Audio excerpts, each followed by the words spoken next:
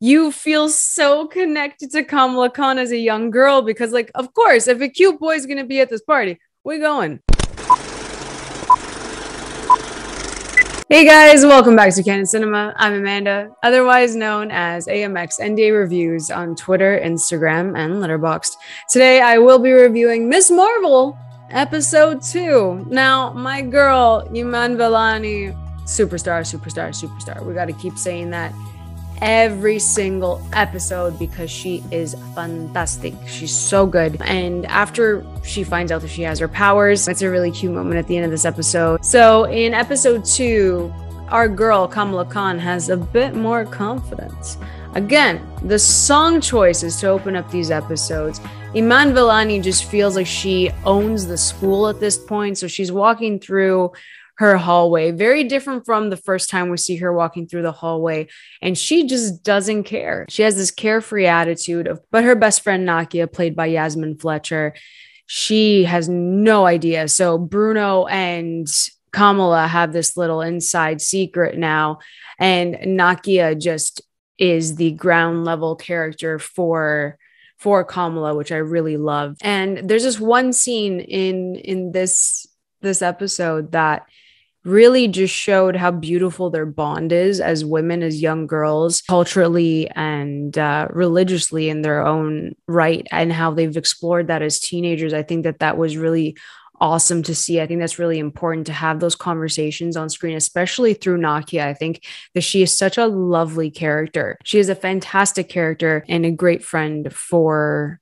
Kamala to have, because I think that Nakia is going to keep her grounded in her roots more so than her family, because you obviously get influenced by the people around you. And I think Nakia does that in such a authentic and realistic way. I think that's the way to go. Like, just being a very natural and effortless friend to Kamala. Whereas Bruno obviously is going to be more of like the techie and be involved in all of this from the beginning. So I think that the dynamic within the friend group between Bruno and Nakia is kind of showing both sides of who Kamala is. And I think that's really awesome to have that as friendships in this show. And I think that's why their dynamic really works. They see that Zoe is in the cafeteria and she's like, I almost died.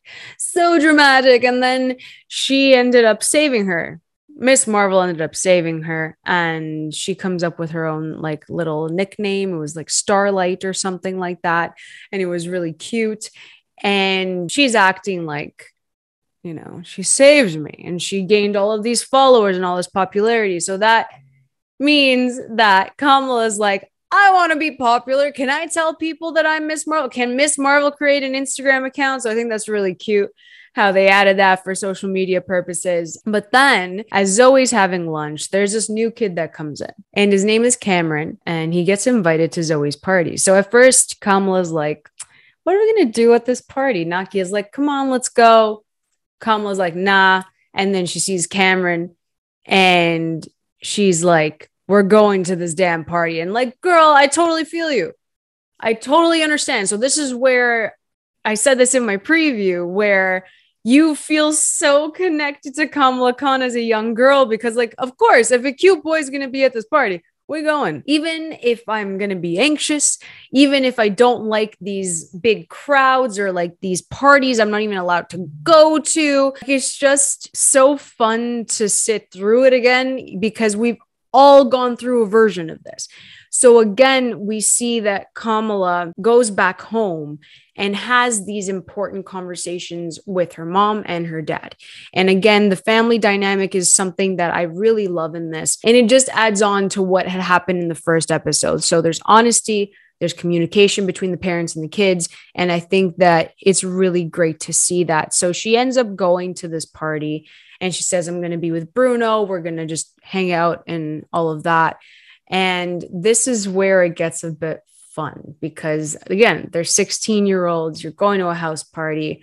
Someone psychs out Kamala that, it's water, but meanwhile it's vodka, or like it's an alcoholic drink. And she kind of like freaks out a bit, but it's all worth it because Cameron is there and they have a little cute moment together. And I thought it was really nice to see that. And again, like I said in the first episode, the animations come out where she's really like feeling it for him. And it's just, they're really cute moments that made my heart really happy. My romantic comedy heart, so happy. I thought it was really nice that they did that. And then my favorite part of this episode, my favorite part of this episode was the needle drop. The most perfect thing that they can do for Kamala Khan is project what's happening in her mind. And they do that visually. So the song Be My Baby comes on, and I just love that she performed it. There were different colored lights. The camera work was great in that scene. And she's singing Be My Baby by the Ronettes. And I think that that was just such a nice touch. It just felt so human and realistic, and that a young girl would be blasting that because she just met her crush. She met her match. Like, this was something that Kamala needed to do. And it was just so freaking cute and in character of Kamala Khan. We've all been there. We've all had crushes. We've all played songs that kind of work in our feelings to how we feel towards our crushes. So I think that that's really cute and it worked so well. One of my favorite scenes in the entire show. But moving on from that, she is still struggling to understand what the bracelet did to her, who's really contacting her through these visions whenever the bracelet kind of interacts with her powers. So she has her powers and, you know, Bruno was trying to help her. It felt like a Shazam moment where they were trying to do these test runs with her cosmic powers. And I thought that was really cool because we also don't know what her powers consists of because they changed it a bit. So I think that was really awesome. Again, Shazam vibes with the kids. And I thought that was really cute. We have a really great storyline when Kamala and Nakia end up going to the temple. And I feel like they really showed that in an authentic way. I thought it was, from even like a 16-year-old girl's perspective, I thought that was really smart to do that. And you just feel like a sense of family and community that's rooted in the show, even more so through a religious aspect. And I think that's also really cool of them to do that. So we have that. Nakia's running to be the head of the council. And I think that's really awesome too, that she has her own storyline and she's more of like the empowered young woman who wants to enforce this change.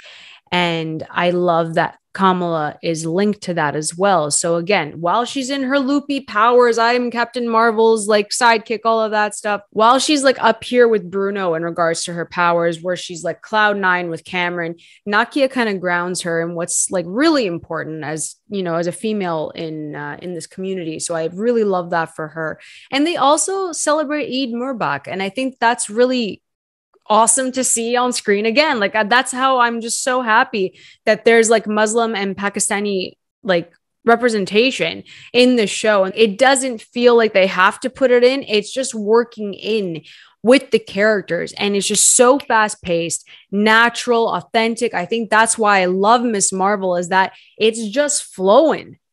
It's the first MCU show for me where I'm like, it doesn't follow the same formula. Like it just feels different and it's flowing. I'm not questioning anything.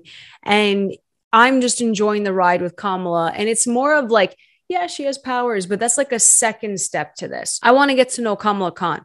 And I think they're doing a fantastic job introducing her in this series. So I really enjoyed that. Again, during Eid, she has to kind of promote Nakia to everyone. There's like flyers and they really want her to be the head of the council. And I thought that was really fun to present that at Eid. So it was just a beautiful celebration together and you get to see that. And in this case, Kamala gets to test out her power. There's this kid who's trying to take a selfie and then he ends up falling out of the window and Kamala's like, I gotta go save the day. I gotta go save the day. So this was her first real save, knowing that she can make the conscious decision as a superhero to go save this young kid. So I thought that was really cool. Again, her power set's really fun to watch. I'm okay with it. I really am okay with it. The CGI is a bit wonky, but you know, I can excuse you because I love the character so much. So it's what it is at this point. But Kamala learns a valuable lesson in how she needs to move forward in processing her powers.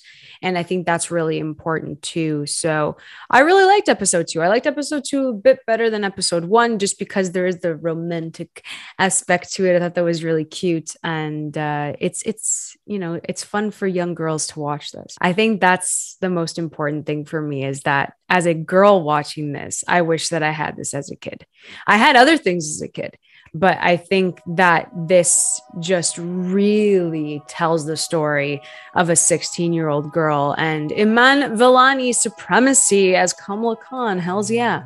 So if you guys enjoyed episode 2 of Miss Marvel, please let me know in the comments below. Are you enjoying where it's going right now with the power sets? Do you think it's a bit too slow? Do you think it's not as fast-paced as I'm saying it? And so please let me know in the comments. If you guys enjoyed this review, please like and subscribe. You can always follow me over at AMX NDA Reviews on Twitter, Instagram, and Letterboxd.